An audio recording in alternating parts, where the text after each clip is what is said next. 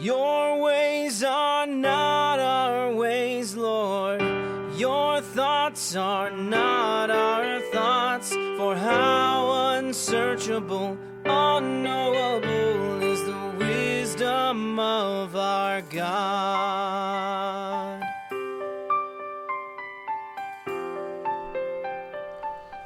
Bonjour frères et sœurs, bon après-midi, bonsoir selon l'heure à laquelle vous nous suivez. C'est encore votre Success Coach, le coach du succès dans notre émission L'heure de la sagesse avec le pasteur Dominique. Nous avons commencé à parler de l'intelligence financière. Aujourd'hui, nous avons encore notre invité spécial. Annie Somwe, je suis la femme du Success Coach Dominique. Et nous allons terminer cette partie aujourd'hui. Nous parlons de l'intelligence financière. Nous vous avons dit que nous allons développer ça en 3 parties. La première partie, c'est comment créer un revenu. La deuxième partie, comment faire de sorte que après, à la fin de chaque mois, vous ayez un revenu disponible. Et la troisième partie, nous avons discuté de 3 façons d'utiliser ces revenus. C'est d'abord de les consommer encore ou de l'utiliser comme épargne et troisièmement, de l'utiliser comme investissement. Et quand on parle de la création du revenu, nous sommes généralement, nous, classifiés en différentes catégories de personnes. Et notre invité va développer ces différentes catégories de personnes. Donc, ce qu'on a constaté dans le monde, c'est que les gens sont classifiés en 4 cadrans. Le premier cadran, c'est le cadran des employés. Ce sont des gens qui vont au travail, ils travaillent et puis ils ont un salaire à la fin du mois.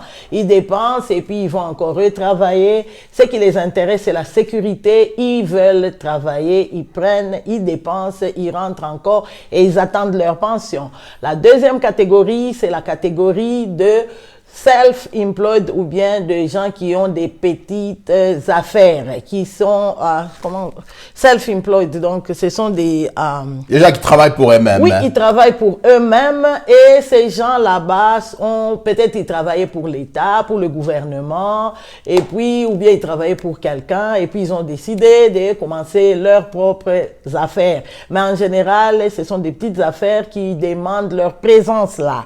Ils doivent être là pour que ces revenus puissent être là. On les appelle les cadrans S, il y a les cadrans E pour les employés et les employés, et puis les cadrans S pour les gens qui ont des small, des petites affaires. Ces deux constituent ce que Robert Kiyosaki, selon sa classification, que ce sont des pauvres, ils constituent pratiquement 95% de la population au monde et ils ne contrôlent que moins de 5% des ressources dans le monde entier. Et de l'autre côté, on a ce qu'on appelle les investisseurs, c'est le cadran I des investisseurs et ça ce sont des gens qui ont soit les capitaux, ils investissent et ça leur produit de l'argent ou bien ils peuvent acheter des actions dans des sociétés qui soient là, qui ne soient pas là, leur argent travaille pour eux et on a le cadran B pour les grandes affaires, big business owners ou bien des grandes affaires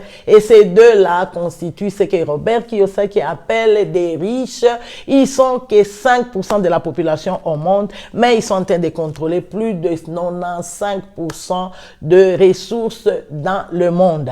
Et ces deux cadrans, ces deux groupes de gens, d'un côté les riches, de l'autre côté les pauvres, ceux-ci, ils vendent leur temps pour l'argent et de l'autre côté, ils ont leur argent qui travaille pour eux. C'est ça les 4 cadrans et je ne sais pas dans quel cadran tu te retrouves, mais c'est possible que tu puisses changer de cadran si tu te développes du point de vue financier. Et nous allons te proposer un moyen de changer de cadran.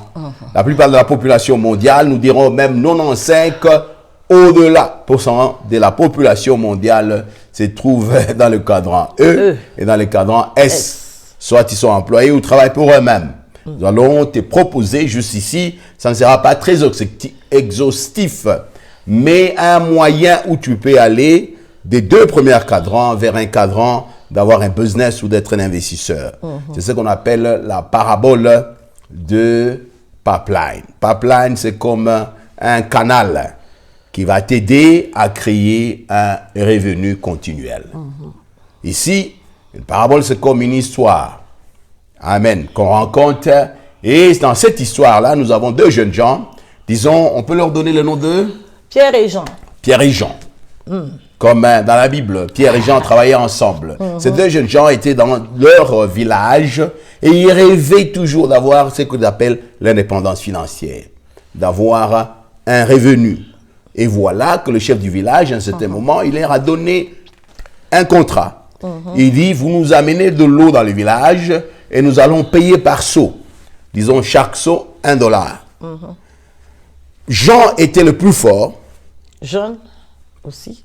Et Pierre était le plus intelligent et le plus sage. Ils ont commencé tous à travailler ensemble et chaque fois, on leur payait $1 par seau qu'ils amenaient dans les villages. Évidemment, comme on a décrit Jean était le plus fort. Il a mené beaucoup plus de seaux, donc il s'est fait beaucoup d'argent que Pierre. Au début. Et Pierre, il a même divisé son temps. Le matin, il va ramener des seaux qu'on lui paye. Le soir, il commence à créer un canal. Alors les gens se moquaient de lui parce qu'ils se disaient, tu ne trouves pas beaucoup d'argent et maintenant tu dépenses même ton temps en faisant autre chose. Alors que ton ami est en train de faire beaucoup d'argent. Évidemment, à la longue, Jean a commencé à avoir des problèmes.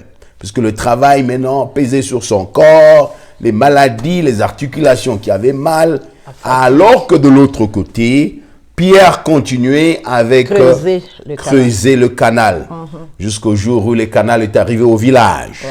Et l'eau maintenant coulait de la rivière vers le village. Et il n'avait plus à aller puiser de seaux pour se faire payer.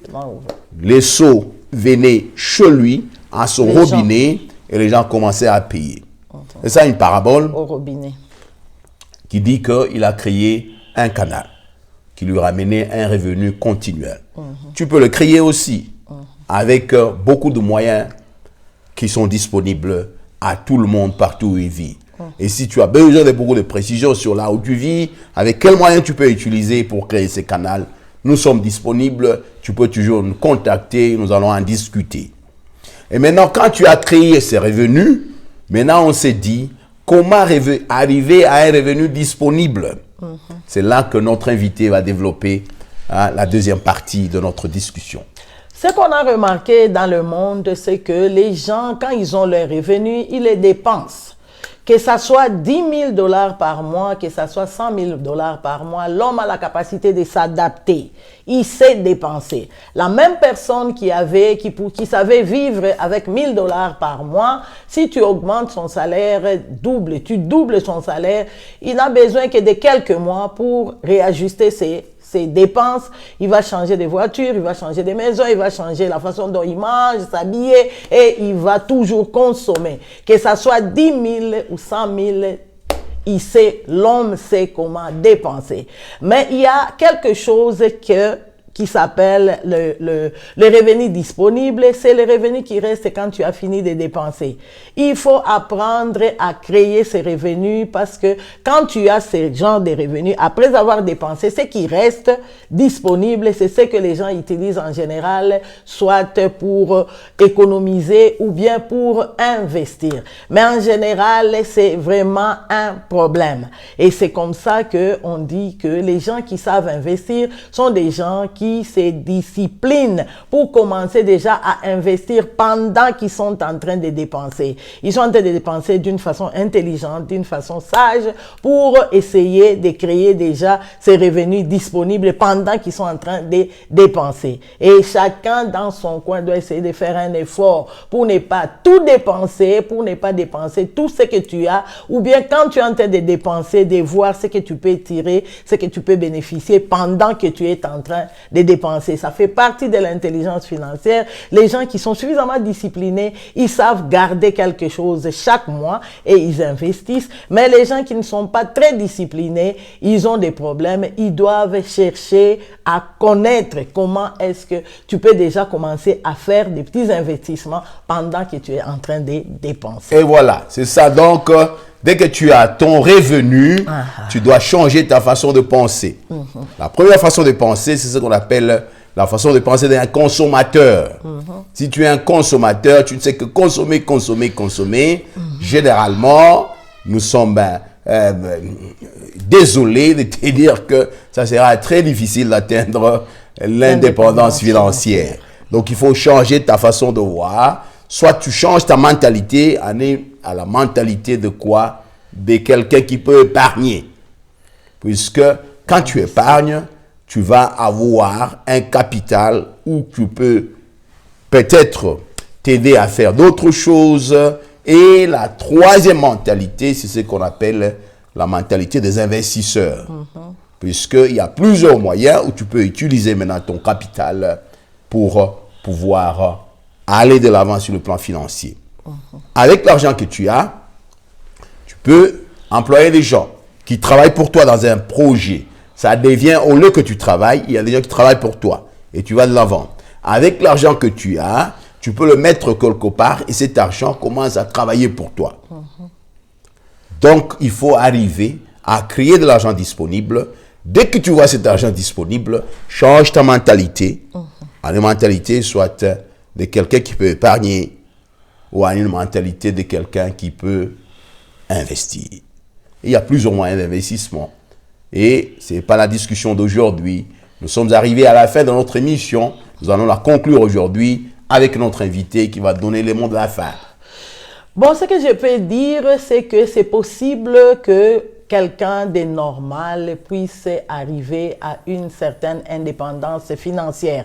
Parce qu'on a remarqué que chacun a un certain montant de l'argent qui passe par leurs mains chaque mois qui passe ici. Et tu dois savoir comment tu gères ton argent pour que ça puisse commencer à travailler aussi pour toi. Si tu ne fais qu'aller donner ça chez les gens, dès que ton argent entre, tu vas, tu consommes, tu les sors et tout ça, c'est vraiment un problème. Tu dois être suffisamment informé du point de vue financier pour que tu puisses savoir, pour que tu puisses arriver à commencer à investir quelque chose de ce qui se passe, de ce qui passe par tes mains. C'est possible d'avoir une indépendance financière, mais tu as besoin de l'information, tu as besoin de la connaissance. Et tu as besoin de la connaissance, c'est là que nous allons terminer. Nous avons des livres que nous pouvons recommander. Ouais. Il y a par exemple Père riche, Père pauvre de Robert Kiyosaki. Tu peux commencer là-bas. Le cadran du revenu par Robert Kiyosaki. Plusieurs livres que nous pouvons recommander. Ici, c'est juste une introduction. Tu peux nous contacter, nous pouvons continuer cette discussion. Mais une petite histoire peut-être que je peux ajouter. Les gens qui t'entourent, les gens qui ont fait des études ont montré que dans 5 ans, tu seras exactement comme les 5 personnes avec qui tu passes le plus de temps. Regarde ton environnement, tu passes du temps avec qui? Si tu passes du temps seulement avec les gens qui sont en train de se battre et tout ça financièrement, probablement dans 5 ans, c'est là où tu seras. Mais quand tu lis des livres, tu écoutes des CD, tu vas dans des séminaires et tout ça, tu peux entrer en contact avec des gens qui réfléchissent différemment et ils vont influencer la façon dont tu réfléchis des façons. Voilà exactement. Là, il parle de l'association. Même la Bible dit, c'est lui qui se met avec les sages finit par devenir sage. Si tu t'associes avec les gens qui sont financièrement intelligents, ils peuvent te donner cette intelligence. Comment tu t'associes? Tu peux t'associer à des gens qui sont plus évolués physiquement. Tu peux t'associer avec eux en lisant leurs livres. Tu peux t'associer avec eux en suivant, par exemple, les émissions comme nous sommes en train de les présenter, l'heure de la sagesse. N'oublie pas, la prochaine fois, nous allons parler de l'intelligence émotionnelle. Au revoir. Que Dieu te bénisse. À la prochaine fois.